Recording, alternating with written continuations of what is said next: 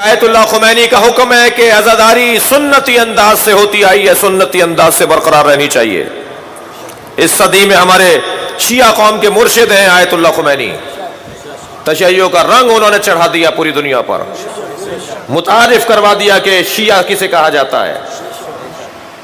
وہ شیعت جو کتابوں میں تھی اسے بازاروں تک پہنچا دیا، اسے ایوانوں تک پہنچا دیا، اسے سیاست کا حاکم بنا دیا۔ اس آیت اللہ خمینی کا حکم یہ ہے کہ عزاداری سنتی انداز سے ہونی چاہیے، جیسے انداز سے ہمارے آبا و اجداد کرتے آئے ہیں۔ اب میں تو فرض کریں کہ میرے بزرگ جو ہے وہ راجپوتانے کے ہیں، راجستھان کے ہیں۔ ہمارے یہاں جے پور کے اندر اور الور کے اندر ہمارے بزرگوں کے ہاں تو 9 محرم کو نقارہ بجتا ہے، نقارے پہ ماتم ہوتا ہے، آج بھی ہوتا ہے خیرپور میں ہماری امام بارگاہ میں جی۔ حیدرآباد دکن والوں کے ہاں ایسے علم اٹھتے ہیں اور امروہہ والوں کے ویسے علم اٹھتے ہیں، اور گجراتیوں کے ہاں ایسے ہوتا ہے جی، اور سندھیوں کے ہاں وہ توتڑی پر ماتم ہوتا ہے جی، شہنائی پر، اسے سندھی میں کہتے توتڑی جی۔ اور مثلاً پنجابیوں کے ہاں اس انداز سے ماتم ہوتا ہے، اور مثلاً فرض کیجئے کشمیریوں کے ہاں ایسے ماتم ہوتا ہے۔ امام خمینی فرما رہے ہیں سنتی انداز سے عزاداری کرو، جیسے تمہارے بزرگوں نے عزاداری کی ہے ویسے کرو۔ ایک قاعدہ قانون ذہن پر حاکم رہے کہ ہماری عزاداری میں کوئی چیز حرام کام کی نہ ہو، اور حرام کام کرنے کے لیے آپ مفتی ہیں کیا جو آپ بتائیں گے کہ یہ حرام ہے؟ کون بتاتا ہے حرام حلال؟ ائمہ نے بتا دیا ہے، مجتہدین تشریح کرتے ہیں۔ میں ایک اور بہت واضح سی بات کروں، کراچی کے اندر اب سے کچھ عرصے پہلے عید کے دن نماز عید پڑھنے کے بعد بعض لوگوں نے نماز عید کے بعد ماتم کیا اور کہا کہ امام حسین کا مولا علی کا 10واں ہے، ہم ماتم کریں گے۔ میں نے فتویٰ منگایا، میرے پاس آیت اللہ سیستانی کا بھی فتویٰ ہے، آیت اللہ خامنائی کا بھی فتویٰ ہے کہ عید کے دن نماز پڑھ کر عید مل کر اگر کوئی امام حسین کا مولا علی کا 10ویں کی نیت سے ماتم کرتا ہے تو کیسا ہے؟ دونوں مجتہدین نے کہا جائز ہے۔ کوئی ایک طبقہ ہے جو تقلید کرتا نہیں ہے، اسے تو پوچھنا ہی نہیں ہے مجتہد سے۔ جو تم تقلید کرتے ہو تم کیوں نہیں پوچھتے؟ جو تم تقلید کرتے ہو تم کیوں نہیں پوچھتے مجتہدین سے؟ خود مجتہد کیوں ہو جاتے ہو؟ کسی مجتہد نے منع نہیں کیا عید کے دن ماتم کرنے کو،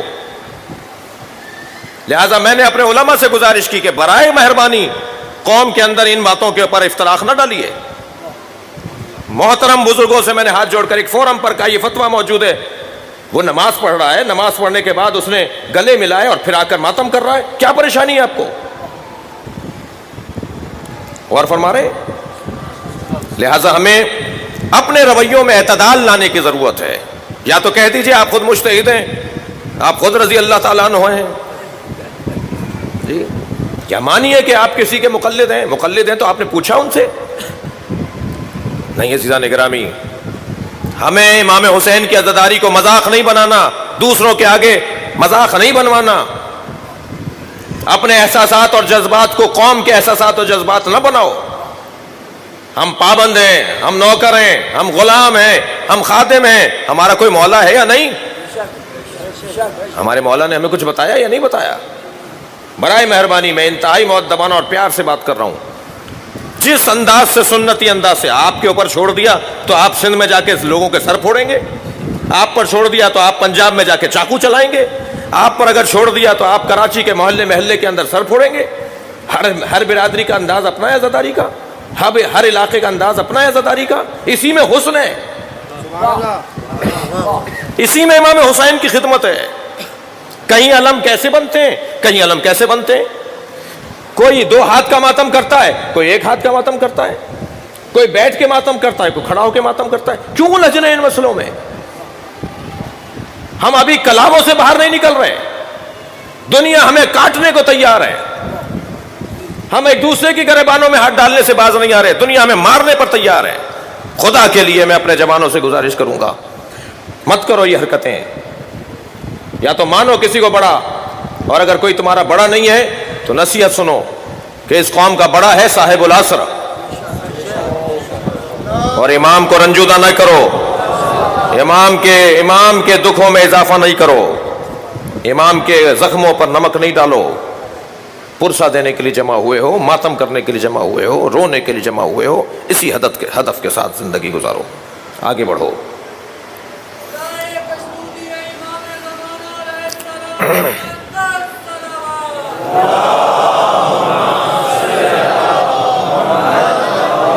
तुम्हें क्या पता, मैं अपने दोस्तों से गुजारिश कर रहा हूँ, अल्लाह करे आपको पता हो, और यकीनन पता होना चाहिए। इस मजलिस में रसूलुल्लाह आते हैं, मुझे इस मजलिस में वुज़ू करके बैठना है। इस मजलिस में जनाब ज़हरा आती हैं, ये मामूली जगह नहीं है। मैं किसी को यहाँ धक्का ना दूँ, क्या मालूम किसी वली खुदा को धक्का लग जाए। मैं तो पहचानता ही नहीं हूँ मेरे बराबर में कौन बैठा हुआ है।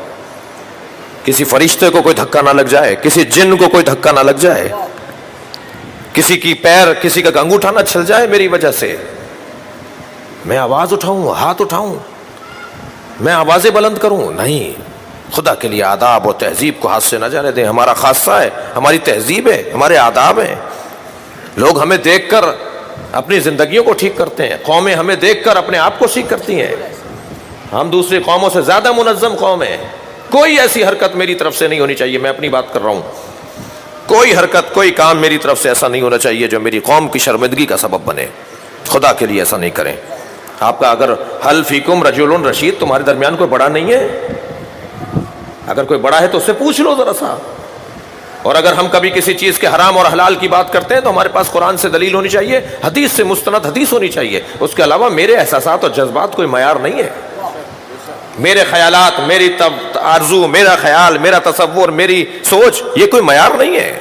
मयार अगर है तो कुरान है, मयार अगर कोई है तो अहले बैत का फरमान है। उसके अलावा कोई मयार नहीं है। कोई किसी की बात मयार नहीं है।